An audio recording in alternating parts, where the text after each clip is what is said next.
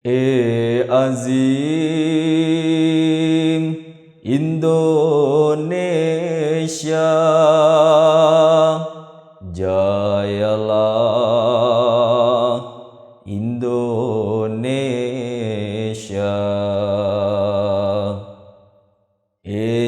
Azim Indonesia,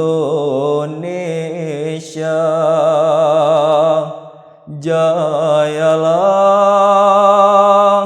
Indonesia.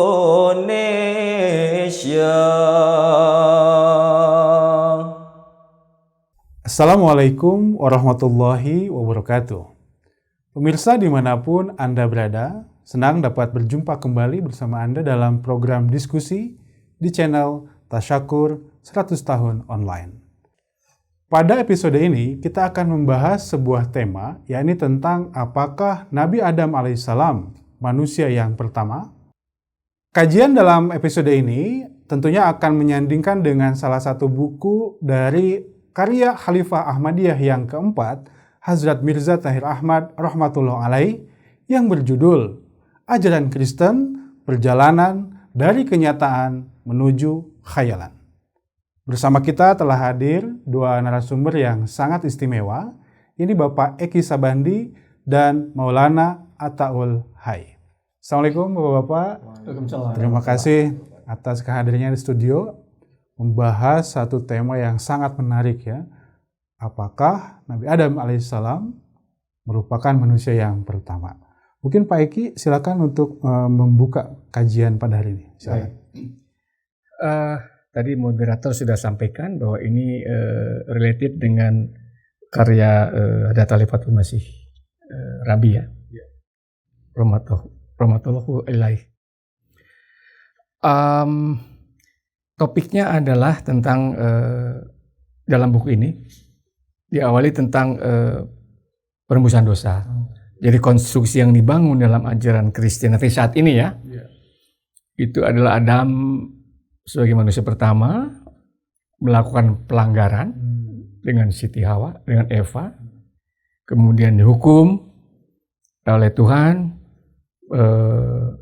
singkat ceritanya diturunkanlah ke bumi, kan begitu. Nah, disitulah konsep Adam sebagai manusia pertama membawa dosa turunan ke setiap manusia.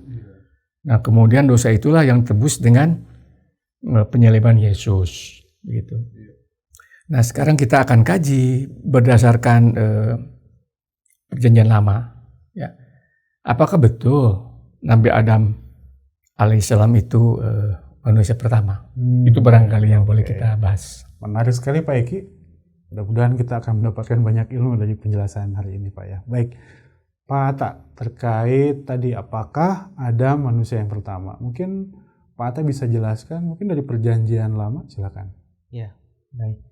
Berkaitan dengan Nabi Adam ya, Nabi Adam alaihissalam sebagai manusia pertama ya. Di sini di dalam Perjanjian Lama ya, dan Perjanjian Baru itu dijelaskan, namun di dalam Perjanjian Lama di situ tidak disebutkan Adam ya. Di situ dijelaskan seperti ini dalam Kejadian pasal 2 ayat 7. Maka dirupakan Tuhan Allah akan manusia itu daripada debu tanah dan dihembuskannya nafas hidup ke lubang hidungnya. Demikianlah manusia itu menjadi suatu nyawa yang hidup adanya. Nah, itu di dalam Perjanjian Lama disebutkan seperti itu. Nah, baru di dalam Perjanjian Baru ya, di dalam 1 Korintus pasal 15 ayat 45, nah di situ disebutkan bahwa manusia yang pertama yaitu Adam menjadi nyawa yang hidup. Nah, jadi dari Perjanjian Baru barulah disebutkan Adam sebagai manusia pertama. Sedangkan di dalam Perjanjian Lama tidak secara jelas Adam atau Nabi Adam alaihissalam itu disebutkan sebagai manusia pertama. Oh baik, jadi ada perbedaan apa ya antara kesaksian dari kitab Perjanjian Lama dengan kitab Perjanjian Baru. Pak Eki ingin menambahkan, silakan Pak. Jadi kalau bicara penciptaan Nabi Adam ya, memang harusnya dari Perjanjian Lama, dari kitab Kejadian, kan begitu. Dan di dalam kitab kejadian itu ketika Adam diciptakan Allah, kemudian Allah Ta'ala juga kemudian menciptakan Eva atau Siti Hawa, kan begitu. Kemudian dalam episode berikutnya, ya saya akan lompat sedikit ketika disebut dalam kejadian itu, keduanya itu mempunyai 2 putra lelaki, yaitu Kain dan Habil, begitu. Kain dan Habil.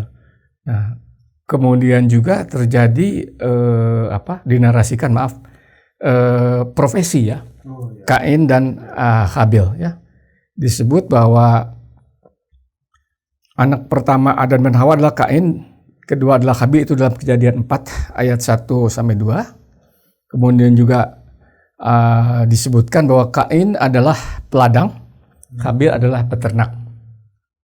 Ini cerita ketika sudah turun ke bumi begitu ya, seperti itu. Nah, ini juga perlu ditafsirkan seperti apa yang turun ke bumi ini, kan begitu ya. Tapi itu cerita lain lah. Tapi intinya adalah kita kan akan mensoroti, betul kan Nabi Adam itu manusia pertama, kan begitu, ya kan. Nah, ketika Kain itu adalah sebagai peladang dan Habil adalah sebagai peternak ya. Kalau kita melihat sejarah peradaban manusia, sejarah pengetahuan penguasaan teknologi, sejarah pengetahuan perkembangan teknologi ya. Ketika suatu masyarakat itu berprofesi sebagai peladang dan kemudian juga peternak ya. Kalau dulu manusia itu kan berburu untuk mendapatkan makanan kan, atau memetik apa yang ada di hutan. Nah, kemudian ketika manusia itu bisa menaklukkan hewan, menjinakkan hewan, kemudian juga diternakan. Sebaliknya juga bisa bercocok tanam, bisa membiarkan tanaman-tanaman, tumbuh-tumbuhan. Itu menandakan bahwa manusia itu sudah maju peradabannya. Begitu. Ini ada satu lompatan-lompatan seperti ini, ya kan. Jadi yang saya pahami dalam kitab perjanjian lama itu memang tidak disebut Adam sebagai manusia pertama. Hanya lompat pada kitab Korintus tadi di perjanjian baru.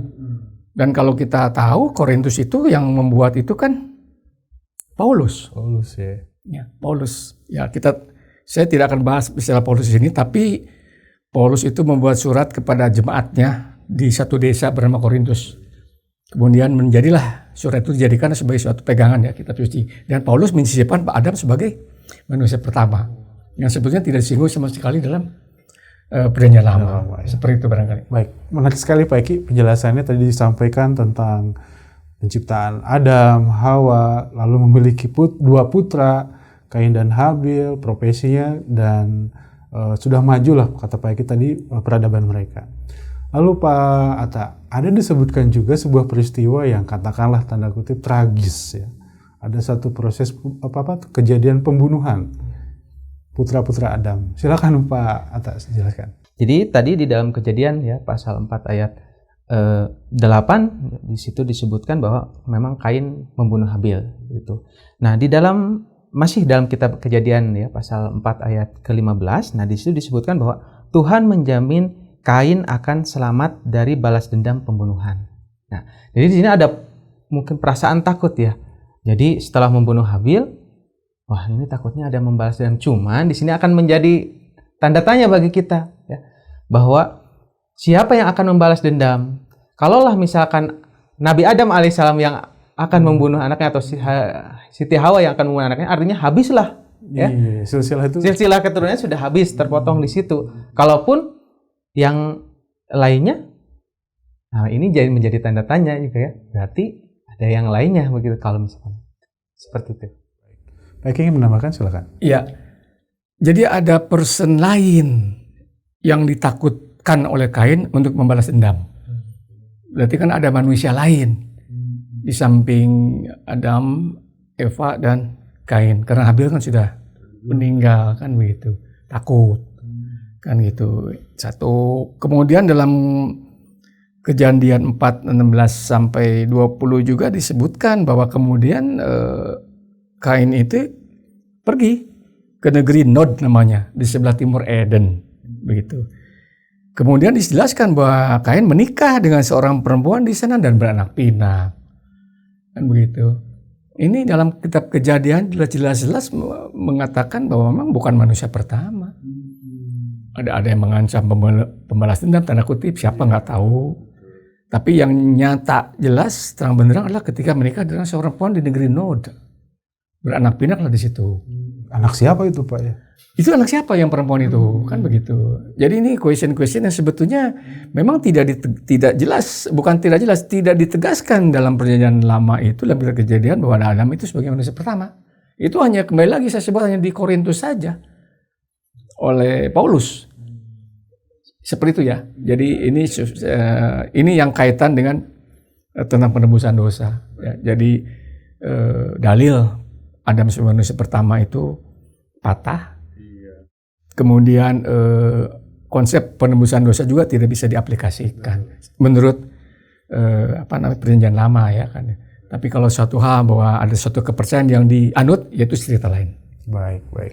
Artinya sih sudah mulai nampak dengan terang benderang siapa yang mengkonsep Nabi Adam sebagai manusia pertama, konsep penebusan dosa dan dosa waris. Ya. Masya Allah, menarik sekali Pak Eki. Baik Pak Eki, tadi kajian dari perjanjian lama dan perjanjian baru. Mungkin sekarang kita mencoba membahas dari sudut pandang Al-Quran. Silakan Pak Eki. Kalau dalam Al-Quran tentang Adam, itu diriwayatkan dalam beberapa surat, dalam beberapa ayat ya. Di surat Al-Baqarah, surat Al-Imran, Al-Maidah, Al-Araf, Al-An'am, Al-Hijr, surat Taha, surat Shad gitu kan. Itu kan hanya beberapa cuplikan-cuplikan yang satu sama lain terkait, kan begitu. Dalam tafsir Jemaat Ahmadiyah itu tentang penciptaan Adam itu dikaitkan dengan surat Al-Baqarah ayat 31 ya kan. Ini ja'ilun fil ardi khalifah, begitu kan. Nah ini panjang sebetulnya, cuma saya katakan seperti itu. Nah di dalam Al-Quran Al-Baqarah itu disebut khalifah, kan begitu. Nah kalau kita Allah Ta'ala mengatakan ada khalifah, berarti kan ada khalifah itu artinya penerus atau pengganti. Kalau disebut pengganti berarti harus ada yang digantikan.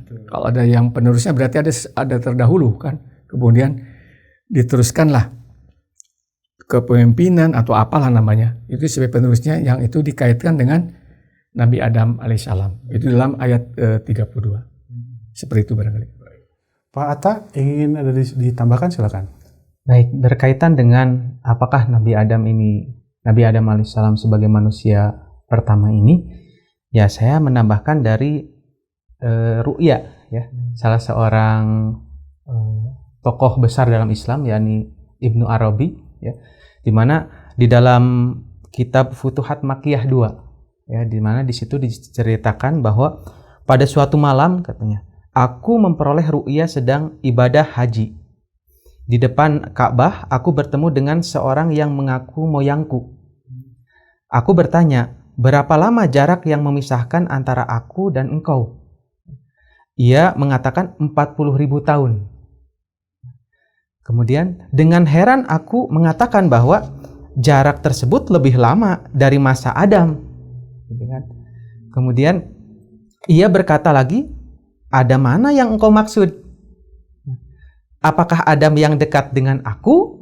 Ya, dalam ru'ya tersebut. Atau Adam lainnya? Kemudian aku menyadari bahwa Rasulullah SAW pernah mengatakan bahwa Allah telah menurunkan ke dunia ini kurang dari 100.000 Adam. Mungkin orang itu adalah salah seorang dari Adam-Adam terdahulu. Jadi dari ru'ya tadi ya jelas sekali bagaimana ya, bahwa Nabi Adam itu disebutkan 100.000 Adam. Ya, seperti itu. Sangat banyak Pak. Banyak sekali. Bukan hanya satu. Bukan hanya satu. Pak Eki ingin menambahkan, ini menarik sekali Pak.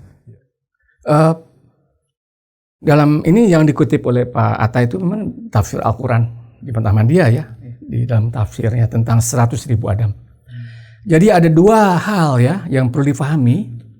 Satu, konsep Adam, penciptaan Adam. Kedua, konsep penciptaan Nabi Adam alaihissalam sebagai khalifah. Nah ini perlu difahami ya.